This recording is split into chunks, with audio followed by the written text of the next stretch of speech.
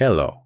If you own any of these legends, whether it's the Sennheiser HD-25, HD-650 or HD-600, they all use the same detachable 2-pin connector cables. I've wanted to make my own custom, high-quality cable for these beautiful sounding Sennheiser legends for a long time. Therefore, today, let's throw on an apron and start cooking. The first ingredient is a good quality audio cable. I'm using this Klotz Twinpatch cable, which is well known in musician circles. However, you can use any cable you like, as long as it's a dual cable and each side has at least 2 wires inside. You will also need a plug, either 3.5 mm or 6.35 mm, that can fit your chosen cable. I actually had to use a drill to get my cable to fit through this stereo jack. If you want this cable to not only sound great, but also look like an expensive premium cable, buy some braided sleeving. You also need to buy Sennheiser supported 2-pin plugs that will fit your chosen cable. I've left a link for them in the video description. Once you've gathered all the ingredients for the recipe, cut the cable to your required length. This is the best feature of custom cables. You can make them any length you want. Next, separate the split cables just enough so that your head can comfortably fit between them when you're wearing the headphones. Lock the cable at that point so it doesn't split down the middle any further. Now let's start putting the braided sleeving onto the cable. Always prep the ends of the braided sleeving before feeding it through so it doesn't fray while you're pulling it over the cable. Pulling braided sleeving onto a cable is always time consuming, but the result is absolutely worth it. You can choose any style or color of braided sleeving you want.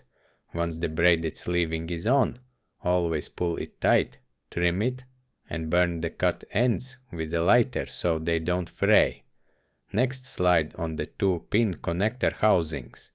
Carefully remove the cable's outer jacket, making sure not to damage the wires inside. Separate the wires and cut away any extras, as you only need 2 wires. Strip the outer jacket of the individual wires, and then tin all of them with solder. As you can see from the markings on the plug, the larger pin is for the negative terminal.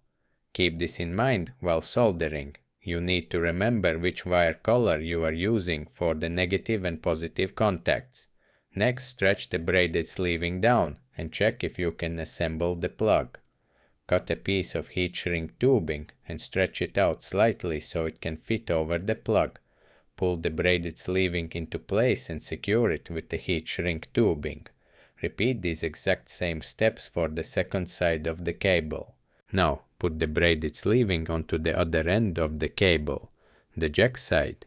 Slide on the plug housing and pull the sleeving tight.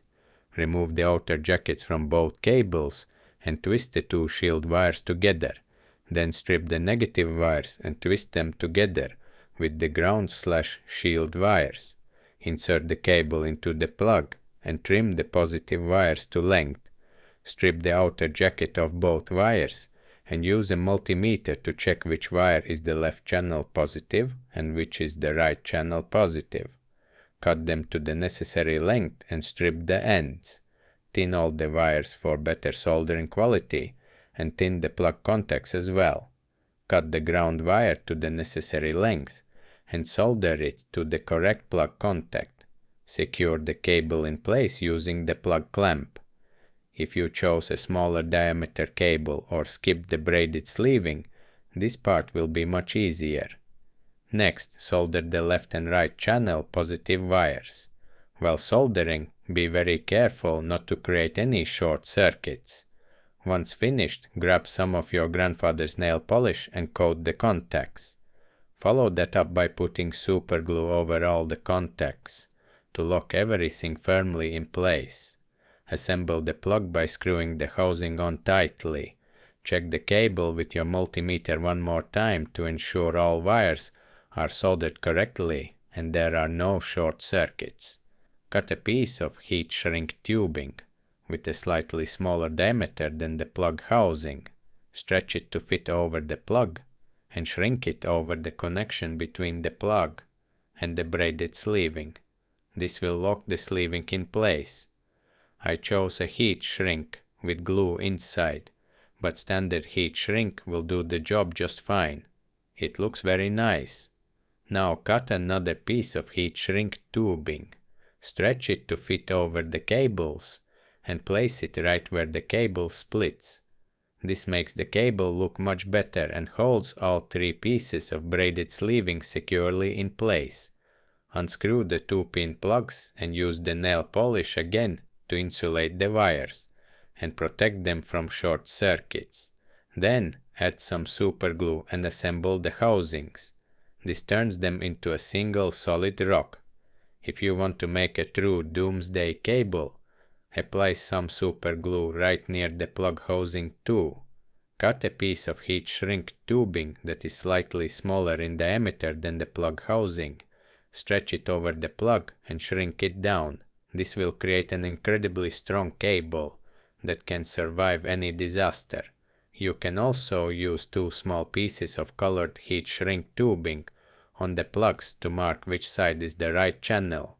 Finally, connect the cable to your headphones, and let me congratulate you on making your own custom high-quality cable for Sennheiser headphones. It looks beautiful. 100 years ago, parents would have used a cable this tough instead of a leather belt to make their kids work harder. I hope this cable won't be used as a motivation tool in your house. Good luck!